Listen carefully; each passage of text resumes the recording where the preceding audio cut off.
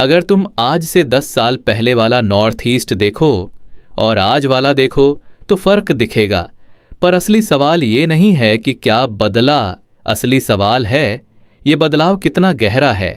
क्योंकि north east सिर्फ एक रीजन नहीं, ये भारत का सबसे सेंसिटिव और सबसे स्ट्रैटेजिक गेटवे है, जहां से इंडिया सीधे साउथ ईस्ट एशिया से जुड़ता है।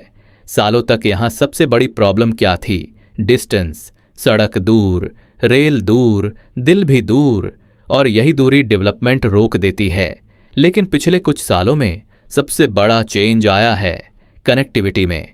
नई हाईवेज, नई रेल लाइंस, नए एयरपोर्ट्स, मतलब साफ है रीजन आइसोलेट नहीं रह रहा। अरुणाचल के माउंटेन्स में नई स्ट्रेटेजिक रोड्स बन रही हैं। ये सिर्फ रोड नहीं, सिक्योरिटी प्लस फ्यूचर एक्सेस है। ब्रह्मपुत्र पर वाटर ट्रांसपोर्ट वापस आ रहा है। जो कभी हिस्ट्री था वो अब फ्यूचर लॉजिस्टिक्स बन सकता है। बांग्लादेश पोर्ट्स का यूज डिस्टेंस कम कर रहा है और यही नॉर्थ ईस्ट इकोनॉमी का हिडन टर्निंग पॉइंट हो सकता है। एनर्जी की बात करें तो यह रीजन हाइड्रो पावर से भरपूर है। अगर सही प्लानिंग हुई तो नॉर्थ ईस्ट पावर एक्सपोर्टर भी बन सकता है। टूरिज्म ऑलरेडी बदल रहा है। मेघालय, अरुणाचल, काजीरंगा, नेचर अब सिर्फ ब्यूटी नहीं, इकोनॉमी बन रही है। लेकिन कहानी इतनी सिंपल नहीं है। हर डेवलपमेंट के साथ रिस्क भी आता है।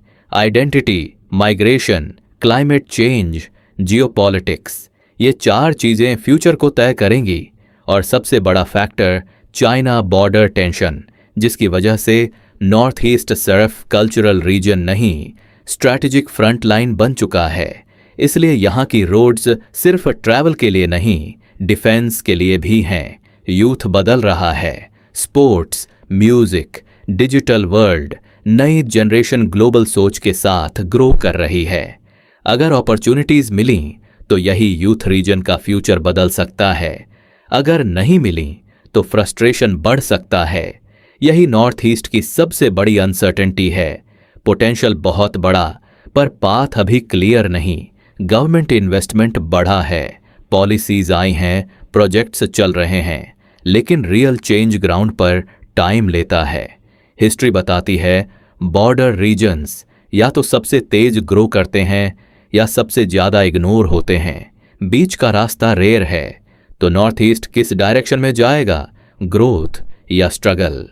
आंसर अभी फिक्स्ड नहीं है, क्योंकि डेवलपमेंट सिर्फ रोड से नहीं आता, ट्रस्ट से आता है, रिस्पेक्ट से आता है, कनेक्शन से आता है। जिस दिन नॉर्थ ईस्ट के लोग फील करेंगे कि वो सिर्फ मैप का कॉर्नर नहीं, इंडिया की स्टोरी का सेंटर हैं, उसी दिन रियल चेंज शुरू होगा। 2035 तक ये रीजन इंडिया का स्ट्रॉन्गेस्ट ग्रोथ इंजन भी बन सकता है और मिस्ड अपॉर्चुनिटी भी। डिफरेंस सिर्फ एक चीज करेगी, डिसीजंस। आज के डिसीजंस कल का फ्यूचर लिखते हैं। इसलिए नॉर्थ ईस्ट की स्टोरी सिर्फ ज्योग्राफी नहीं, इंडिया के फ्यूचर की स्टोरी है। सवाल ये नहीं है कि नॉर्थ ईस्ट बदलेगा या नहीं, सवाल ये है जब वो बदलेगा क्या हम तैयार होंगे?